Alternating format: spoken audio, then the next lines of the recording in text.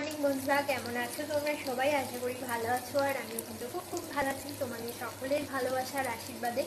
আজকে হচ্ছে বুধবার, আর রান্নাবান্না অলরেডি বসিয়ে দিয়েছি। এখন বাজছে 11:30 মতো। আজকের ওয়েদার খুব বাজে, মানে কখনো রোদ কখনো মেঘলা, জানি না কি হবে। মনে হচ্ছে সরস্বতী পুজোয় না বৃষ্টি শুরু হয়ে যায়।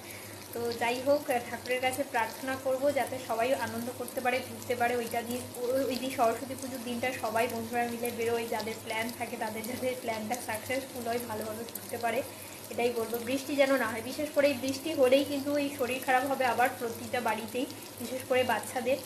তো এটাই বলবো যাতে বৃষ্টি না হয়, কিন্তু মানে খুবই ওয়েদারটা বাজে, একবার রোদ উঠছে একবার মেঘলা।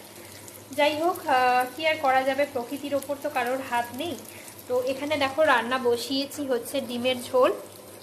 তার জন্য এখানে পেঁয়াজ ভাজছি, দেখো পেঁয়াজ ভাজছি, আর তার সাথে এখানে মশলা করে রেখেছি।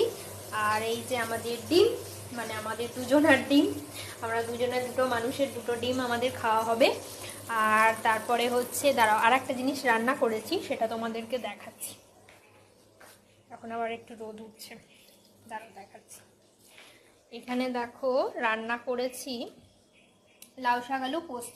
এই লাউ শাকটা হচ্ছে আমার মা পাঠিয়েছিল ও বাড়ি থেকে আগের দিন, তো সেই লাউ শাক আলু পোস্ত এখানে রান্না করে রেখেছি।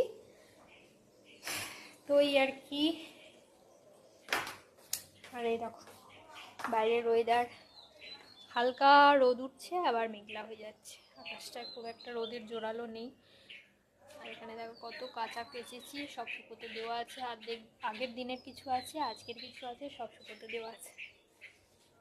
তো এই আর কি, চলো রান্নাবান্না কমপ্লিট করি। তোমরা কি করছো, কেমন আছো অবশ্যই জানিও। তোমাদের বাড়িতে আজকে কী মেনু হচ্ছে সেটাও জানিও।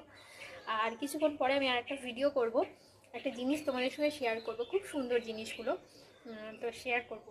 তো এখন আসছি, আমি খানিক বাদে আসছি পরে। চলো এখন সবাইকার মতো টাটা।